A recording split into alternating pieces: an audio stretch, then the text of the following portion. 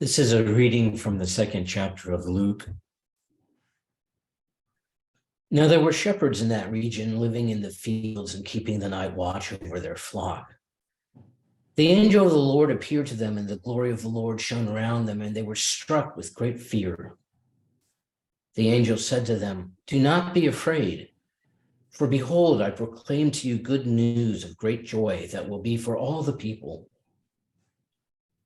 For today in the city of David, a Savior has been born for you, who is Messiah and Lord.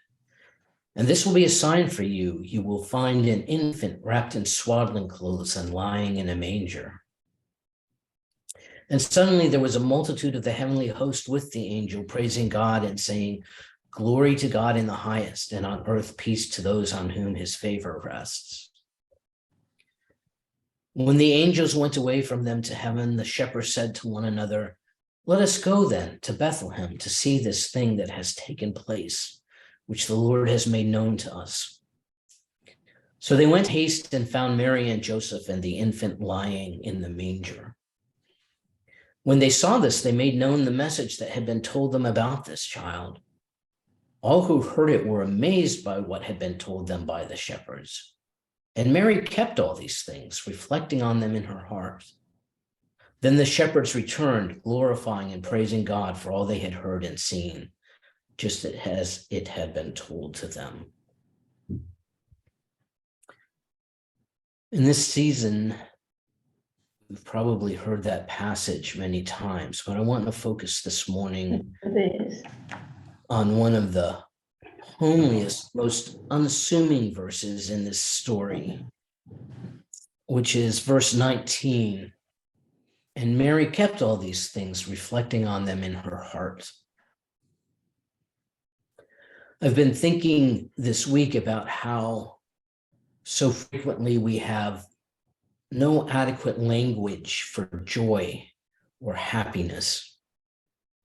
I first became acutely aware of that predicament in connection with the marriage that I presided over many years ago.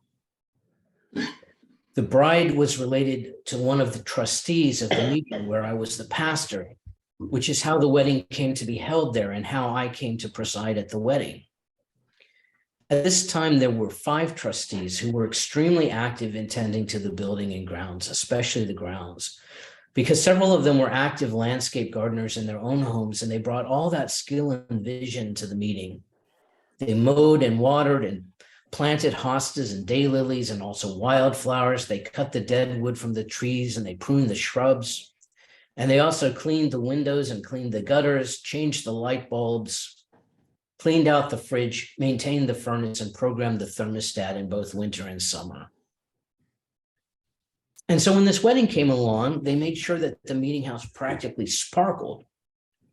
And then after the wedding, nearly every Sunday for a month, and then at every trustees meeting for about 4 or 5 months, and then just at random times for several years, the trustee related to the newlyweds would say to me, "Wasn't that such a beautiful wedding?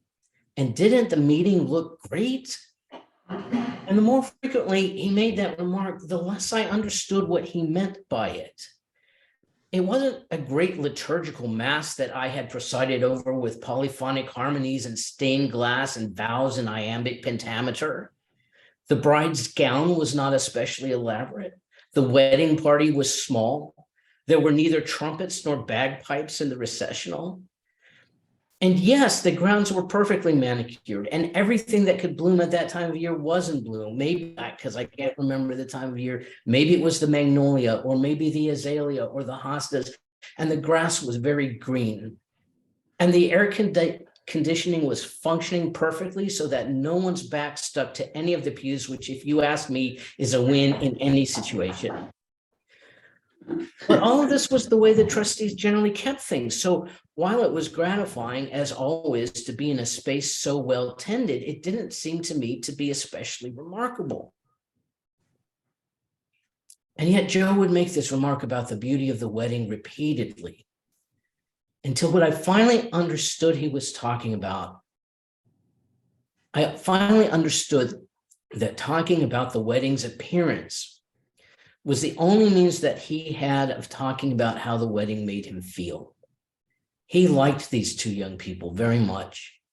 They had done well in college and were off to graduate school, and he felt that they were a good match, that they would be good partners to one another, that they had a good chance of achieving their dreams for the future. To see them make a commitment to each other that he felt they could keep and that would bring them joy and fulfillment, this gave him joy. But he literally had no words for that joy. So he spoke with me about the building and grounds.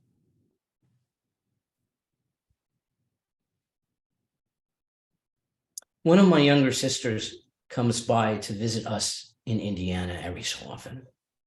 She and I care for each other a great deal, but we don't keep in regular contact.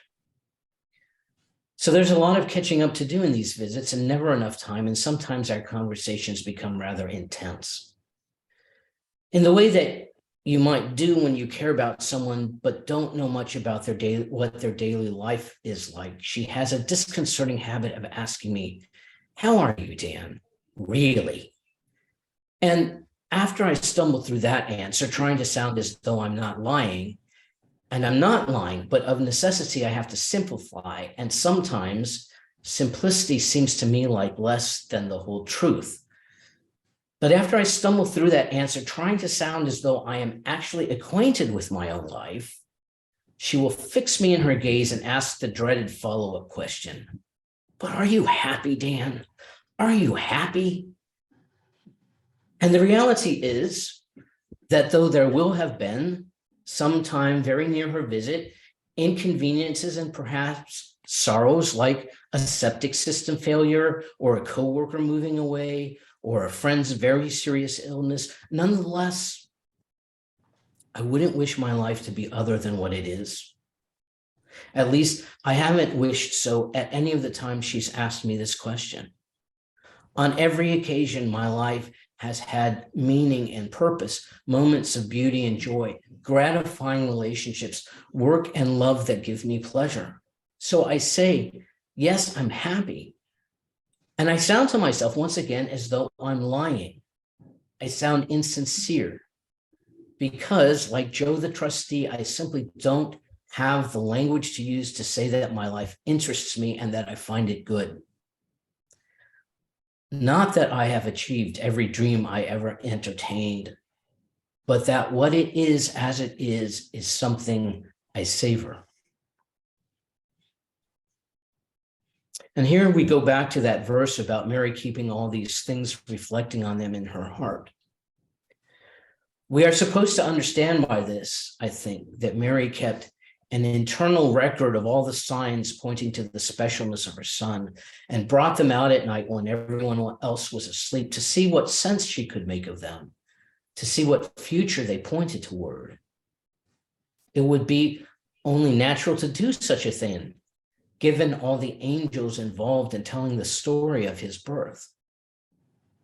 But at the same time, every baby is special, especially to a first-time mother.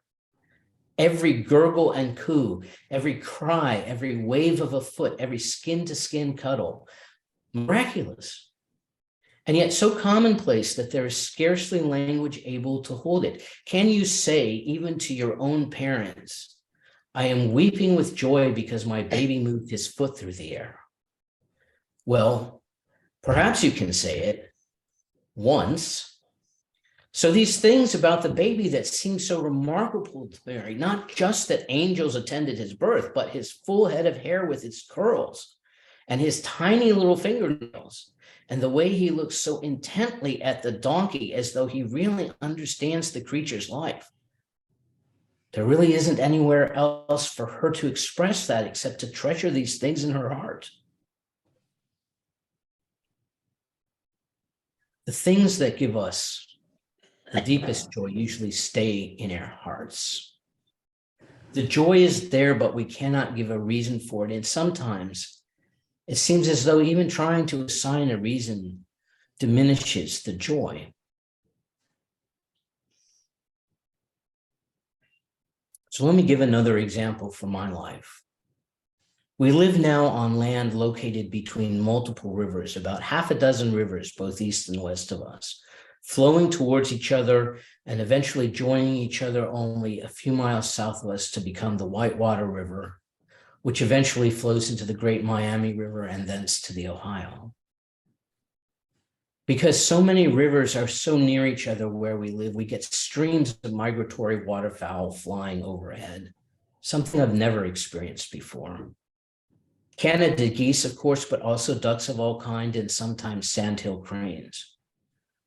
You might at first mistake the cranes for geese, but when you listen for it, their call is really quite different. And for some reason, it's meaningful to me that these birds fly near me, around me, over my head.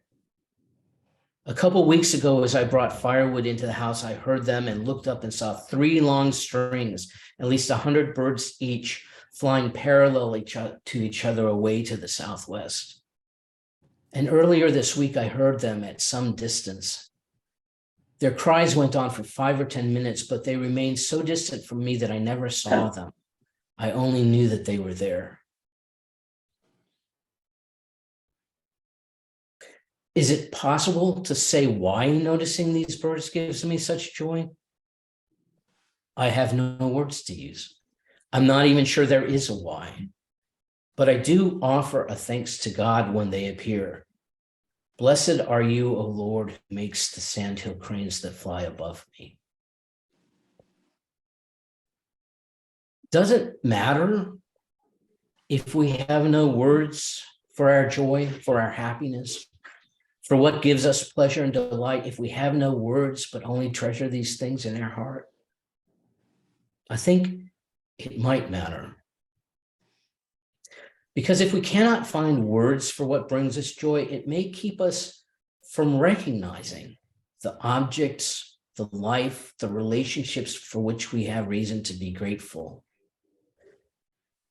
And further, if we aren't able to name in some way our own places of wonder and awe and gratitude, we are not able to help others do the same. I think, for instance, of how important it is that my newly adult children see me deal with a dead car battery as an annoyance, but an expected one, and certainly not a tragedy. In the same way, in these times, all sorts of people with whom you connect during the day could use an example of what it is that makes life worth living for you. And if some of those things are sandhill cranes overhead, or the aroma of coffee in the morning, or deciding with your partner on your agenda for the day, it helps to be able to speak about them, to find at least sometimes the language to name your joy.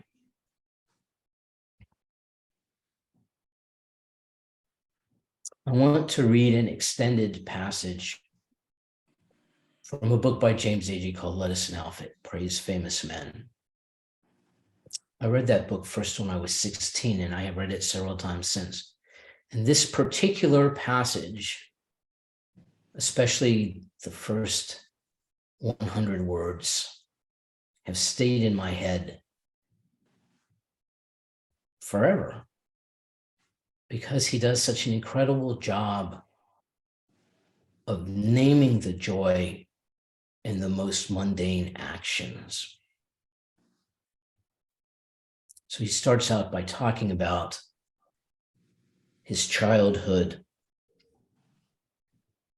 and the Episcopal boarding school to which he went. And then he segues into a description of the tenant farmers that he is supposed to be writing a story about, a journalistic story. And he writes, I used as a child in the innocence of faith to bring myself out of bed through the cold, lucid water of the Cumberland morning and to serve at the altar at earliest lonely mass, whose words were thrilling brooks of music and whose motions a grave dance. And there between spread hands, the body and the blood of Christ was created among words and lifted before God in a threshing of triplicate bells. And from the rear of the empty church stole forward a serene widow and a savage epileptic, softly blind, and knelt. And on the palms of their hands and at their mouths, they took their strength and blind retired. And the morning was clangorous with the whole of a roused school when we were done and out. And that was the peace of a day. And it is in no beauty less that the gestures of a day here begin, and in just such silence and solitude. The iron lids are lifted, the kindling is laid in the grate, and the lids replaced, and a squirting match applied beneath, and the flour is sifted through shaken window screen and mixed with lard and water, soda, and a little salt. The coffee is set on the stove, its grounds afloat on cold water. More wood laid in, the biscuits poured and stuck into the oven.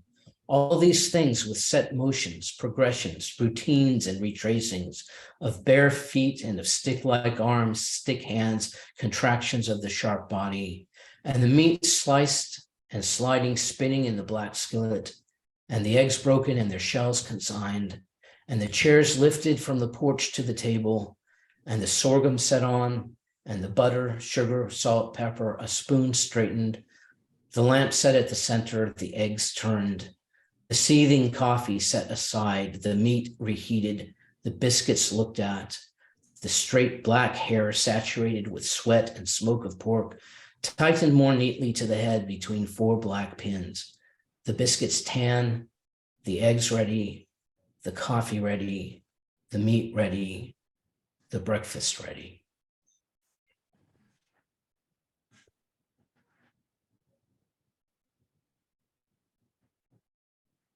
When he names it in that way, you can see the holiness of the day. It is so easy to lose words. But I think in these times in particular, it behooves us to search for the words to use.